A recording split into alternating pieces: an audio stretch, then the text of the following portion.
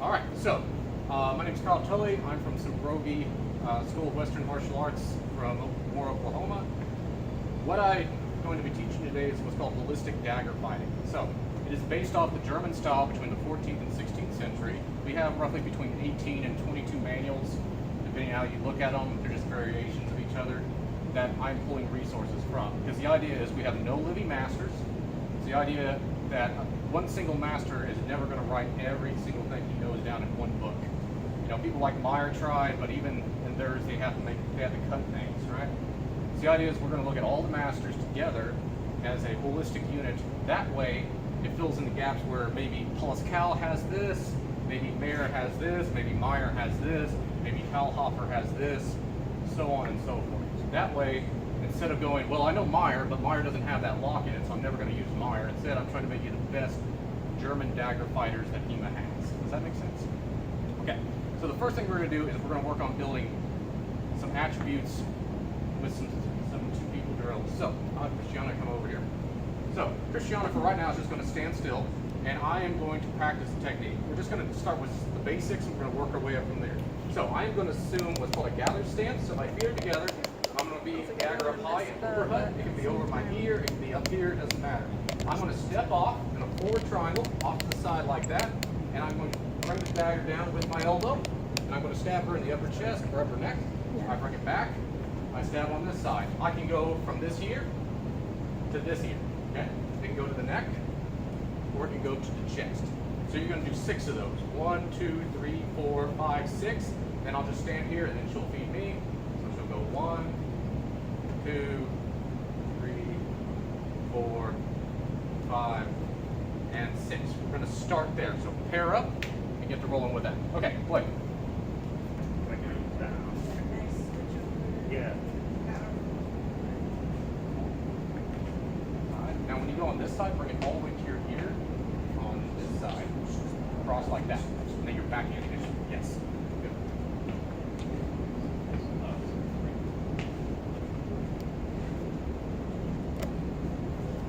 This is easy. Put it in your ear. You notice you're having to bring it over.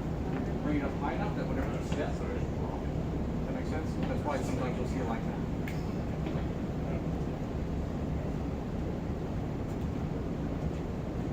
Yeah, there you go.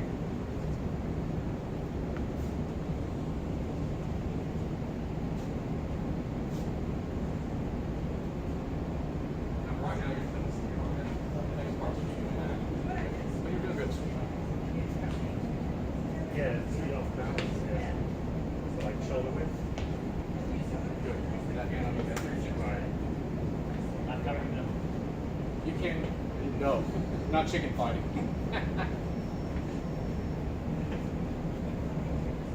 Yeah. Keep it up. Okay. Right. Okay, great. So everyone looks to be getting that one pretty easily. So, where's Christiana? So, the next part, Christiana is going to assume what's called Unterhut, which is going to be a low guard. She's going to have it at her. What to do with this offhand? There are 2 main places that it is described. Actually, there's 3. One's behind the back, which makes you, as Locutioner put it, fight with the weapon. That way you're not trying to get this hand in here. Okay. The other one is on the hip, which you typically see in Meyer. And then other resources talk about keeping it, even Meyer talks about keeping it right here. Okay. If you're keeping your hand here or here, it enables grappling better, which we're going to talk about here in a second. But for right now, while we're doing these drills, just keep good hand placement. We don't want to flail it out here because even if that's sharp or not, just slash my hand off. Yeah. Oh. Okay. We have something out there. Okay. So this next part, she's going to be in Unterhut. I'm going to be still in my gathered stance. Okay. Now, as I step, she's going to stab right where I was. Boom. Okay. And she can either take a step or she can just jab the dagger. Boom, like that. Now you need to be within range that as she jabs the dagger, she will actually hit you.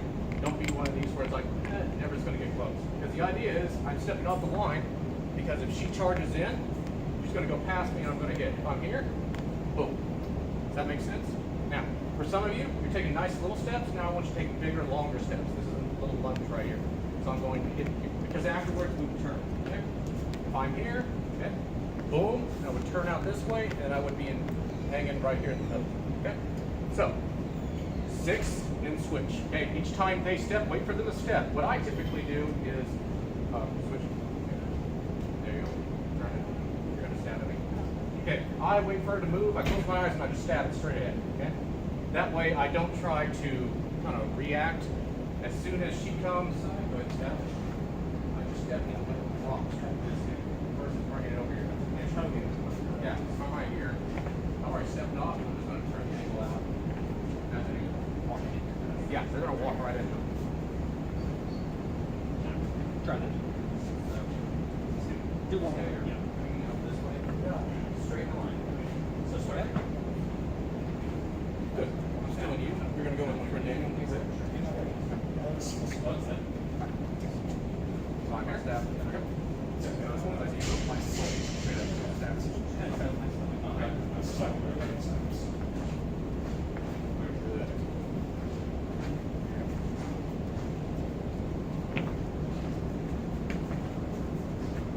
See how sometimes you're going to naturally end up moving that arm? Oh, okay. No. Well, you stabbed me that arm. I know, so let's say I should be way off on the side. So.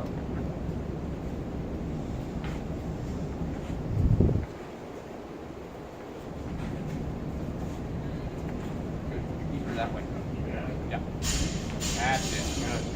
Oh. Good. Just cut that line a little sharper. Yeah. Then. Yeah. Yep. That way you'll drag and get some. Here. Yeah. That one you just. Yeah. And essentially go from this big of a V to a narrow. Narrower. Yeah. That's it. That's it. That's it.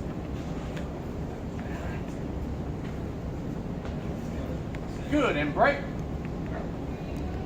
All right. Where is my right? Okay. So, next part. Okay. This is a little bit of target practicing. Okay. It's a good way to warm up. You got newbies. It's a good way to teach them control and distance, so no one's getting jabbed in the eye. We typically, when we train, we don't wear masks. We don't wear gloves. We just use these. Okay. We aim at the neck particularly because it's safe. Okay. Not many people are used to fighting with daggers this long, so getting hit in the eye once with one of these is a bugger. Okay. So the idea is we want to minimize the number of times I have to go to the eye doctor that year. So the next part of the drill is Christiana's going to feed me stick, but now Christiana's going to be a bad partner. So instead of looking where I went, she's going to track me and stab me. So how it should look is like this. Ooh, right? So now what should I do? It's other hand time, right? So this is the first thing I want to talk about. Dagger fighting is a two-handed art, okay?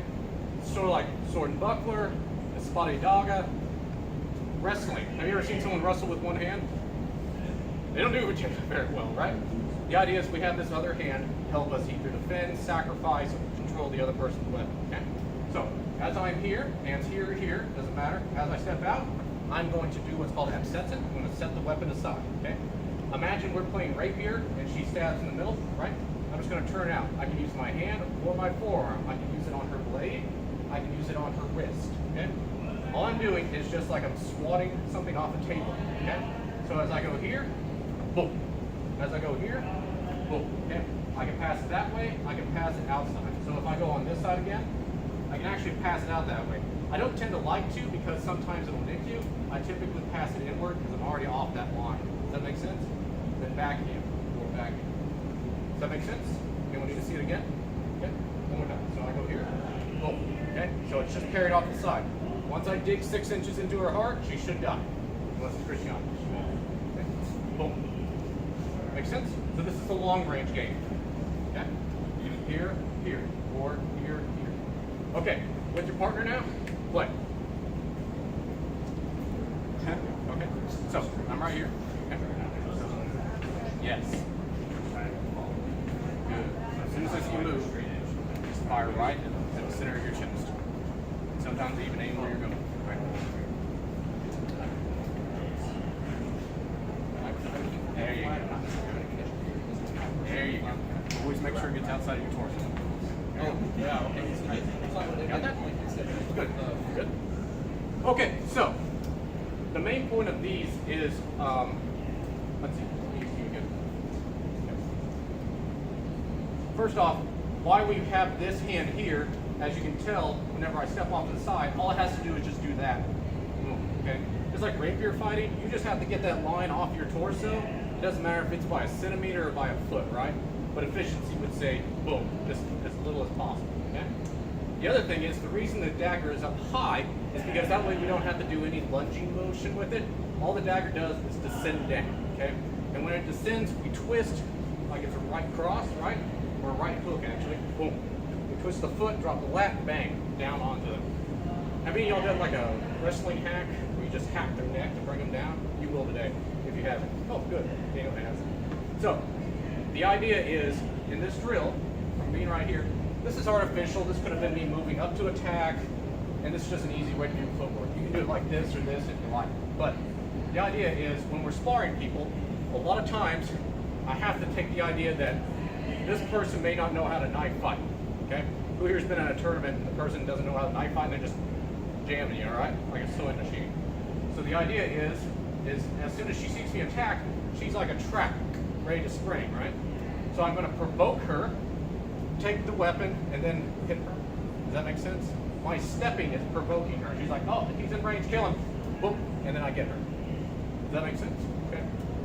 How hard do we have to hit him with the dagger? Well, if it's anything like rapier, not that hard. But once we jam it into the upper torso, historically, that's the most common time that people just drop dead. Any questions about this so far? 3, 2, 1, no. Okay, so the next drill is going to be pretty fun from there. Okay. Instead of moving the weapon aside, we're now going to capture it. Okay? So, as I step off to the side, I'm either going to grab her hand or I'm going to grab the strong of the weapon. Most of these were not razor sharp, okay? Most of them were sharpest most here because that's the end of the weapon. It's going to do the penetrating or the cutting, okay? Some of these were basically dull here and only sharp at the top. That would be for dueling, right? Also, if I have a glove on, no big deal, okay? So as I step off the side, I'll either capture the weapon and hit, or I will capture the hand and hit. Does that make sense? A little bit more troubleshooting with that, okay? Make sure you're aiming for their upper chest with the stab because you're going to be going eyeballing it for this drill. You don't want to end up doing this. So aim here. That make sense? Okay. Just a safety measure. Once you get good, you can start using your peripheral vision and catching it like that. Make sense? Good, good. All right, 3, 2, 1, play.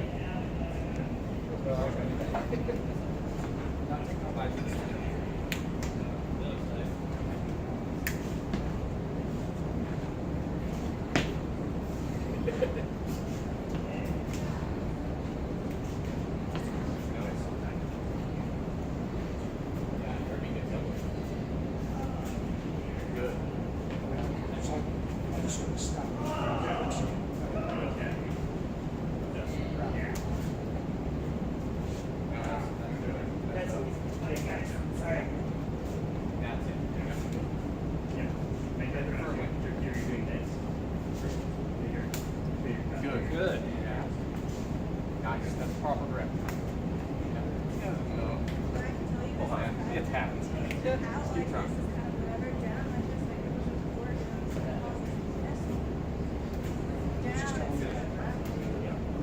Make sure you get a nice firm grip. So what these drills are trying to do is build attributes, right? You want to make your blocks, especially this long range game, automatic. You don't want to have to think, am I capturing it? Am I scooping it to the side? As soon as I go in, I'm already tracking their dagger, and this hand is just automatically working on its own. Do y'all do rapier and dagger? Okay. You do sword and buckler though. It's just like sword and buckler. These hands have to almost operate with a mind of their own. This one's monitoring the bind. This one's moving for the strikes. Does that make sense? Okay. So, as soon as I start to go, this hand, usually how we teach it, we either start here, with the hand here, here, but definitely whenever I start to come in, this hand always comes up. Whether that's historically correct or not, I don't really care because I'm going to bring this hand in because dagger is wrestling and wrestling is dagger and no one wrestles like this, right?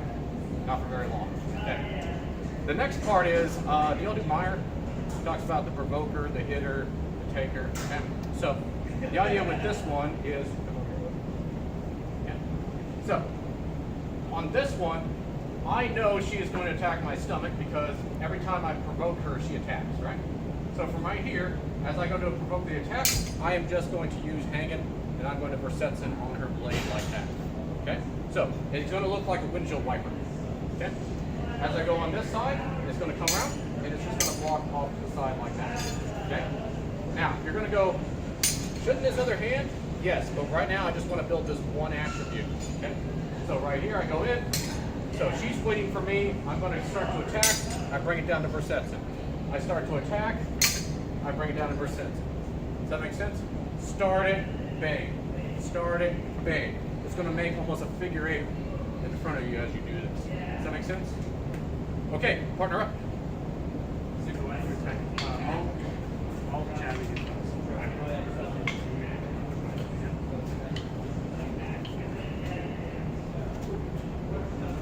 Yes. Yep. That's it. Look at that.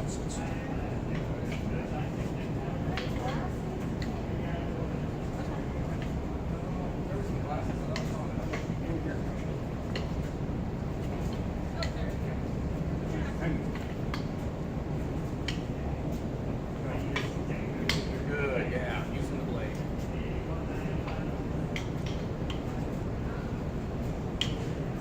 Use your blade. Use your blade.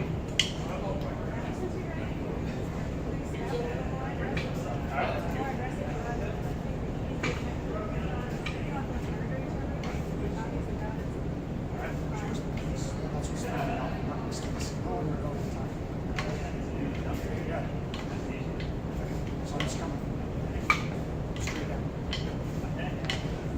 Nice.